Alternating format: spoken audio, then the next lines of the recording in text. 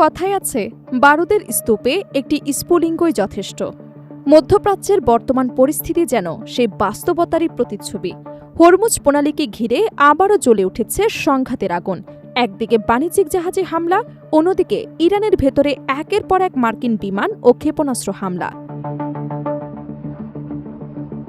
পরিস্থিতি এমন পর্যায়ে পৌঁছেছে যে নতুন এক সর্বাত্মক আঞ্চলিক যুদ্ধের আশঙ্কা ক্রমেই জোরালো হচ্ছে।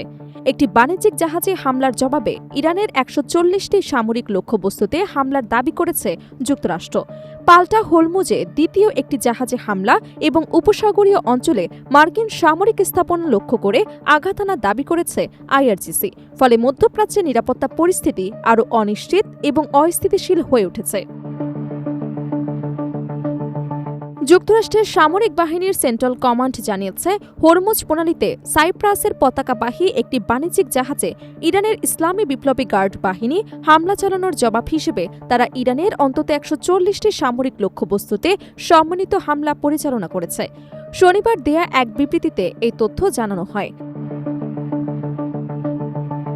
ওয়াশিংটনের দাবি, এটি এক সপ্তাহের মধ্যে ইরানের বিরুদ্ধে তাদের তৃতীয় দফার সামরিক অভিযান। যুক্তরাষ্ট্রের সময় অনুযায়ী শনিবার রাতে এবং স্থানীয় সময় রোববার ভোরে ইরানের বিভিন্ন অঞ্চলে নতুন করে বিমান এবং ক্ষেপণাস্ত্র হামলা চালানো হয়।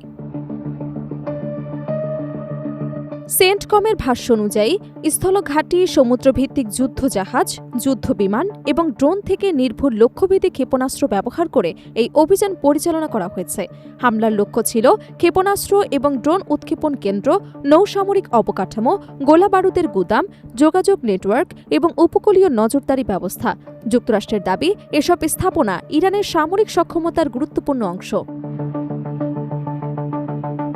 অন্যদিকে তেহরান বলছে, হরমুজ প্রণালীতে চলাচলকারী একটি জাহাজ অনুমোদিত নৌপথ ব্যবহার না করায় সেটিকে থামানো হয়েছে।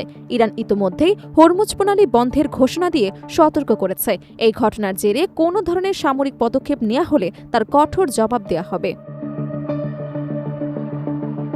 পরবর্তীতে আইআরজিসি দাবি করে, তারা হরমুজ প্রণালীতে আরও একটি বাণিজ্যিক জাহাজে হামলা চালিয়ে সেটিকে অচল করে দিয়েছে। একই সঙ্গে যুক্তরাষ্ট্রের সর্বশেষ হামলার প্রতিক্রিয়ায় জর্ডান, কাতার, ওমান সহ উপসাগরীয় অঞ্চলে অবস্থিত মার্কিন সামরিক স্থাপনাগুলো লক্ষ্য করে হামলা চালানোর দাবি করেছে তারা, যদিও এসব দাবি স্বাধীনভাবে যাচাই করা সম্ভব হয়নি।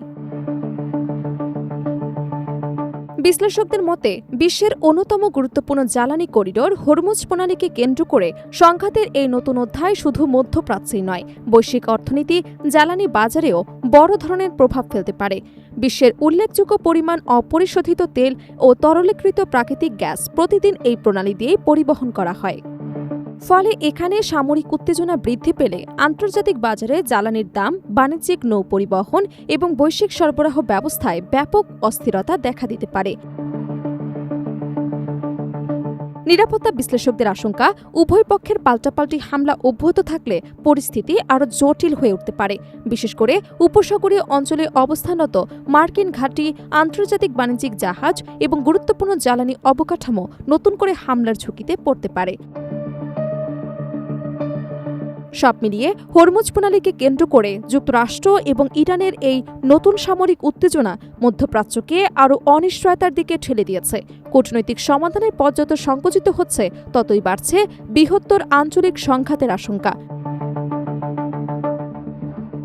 এখন আন্তর্জাতিক সম্প্রদায়ের নজর, এই সংকট কি আলোচনার টেবিলে থামবে নাকি মধ্যপ্রাচ্যে আরও ভয়াবহ এক যুদ্ধের দিকে এগিয়ে যাবে?